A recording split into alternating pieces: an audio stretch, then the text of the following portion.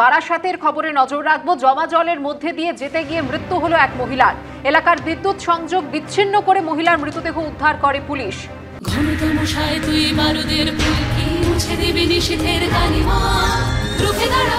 একজন মা হয়ে বলছি, সফল জীবনের জন্য যেমন চাই মজবুত হয়ে ওঠা শিক্ষা, মজবুত চুলের জন্য তেমনই চাই Alopex long and strong hair oil. আর এই ঘটনায় ফের প্রশ্ন উঠেছে, তিনিও কি বিদ্যুতের খোলা তারের বলি হলেন? প্রত্যক্ষদর্শীরা কি বলছেন শোনাবো আপনাদের। সন্ধে 7:30, 8টা, 7:30 বৃষ্টি পড়ছিল তখন। বৃষ্টি পড়ছিল, আসছিলেন আস্তে আস্তেই আর কি, হয়তো পোস্টে হাত দিয়েছিল, পোস্টে কারেন্ট হয়েছিল। আচ্ছা, অন্য একজন বাঁচাতে গেছিল, সেও কারেন্ট খেয়েছে। তারপরেই আর কি ভয়টা ছড়িয়েছে। তারপরে থানায় খবর দেওয়া হলো, থানা থেকে পুলিশ এলো।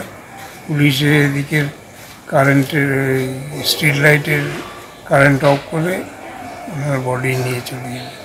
কথা বলবো আমাদের প্রতিনিধি সমীরণ পালের সঙ্গে। সমীরণ, প্রত্যক্ষদর্শী যেমনটা জানালেন, পোস্টের গায়ে হাত দিয়েছিলেন ওই মহিলা, তবে কি বিদ্যুৎ স্পৃষ্ট হয়ে মৃত্যু হলো? পুলিশ সূত্রে কি জানতে পারছো?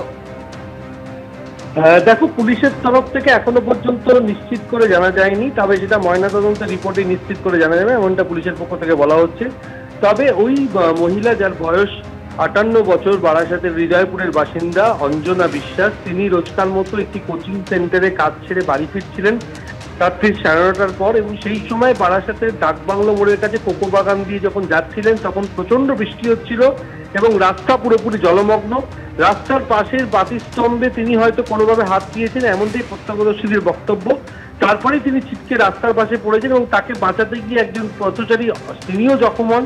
খবর দেওয়া হয় বারাসাত থানার পুলিশকে। পুলিশের পক্ষ থেকে বিদ্যুৎ দপ্তরকে খবর দেওয়া হয়। বিদ্যুৎ দপ্তরের কর্মীরা আসেন, এলাকার বিদ্যুৎ সংযোগ পুরোপুরি বিচ্ছিন্ন করেন। তারপরে ওই দেহ উদ্ধার করে নিয়ে যাওয়া হয় বারাসাত মেডিকেল কলেজ হাসপাতালে ময়নাতদন্তের জন্য। এবং পরিবারের সদস্যরা যেটা জানাচ্ছেন, রোজকার মতো তিনি সন্ধ্যায় কাজে বেরিয়েছিলেন, তারপরে কাজ ছেড়ে বাড়ি ফিরছিলেন। তারপরেই এই মর্মান্তিক মৃত্যু অঞ্জনা বিশ্বাস, যার বয়স 58 বছর, এবং তিনি এই রাস্তা দিয়েই রোজ বাড়ি ফিরতেন এবং রাস্তা জলমগ্ন ছিল।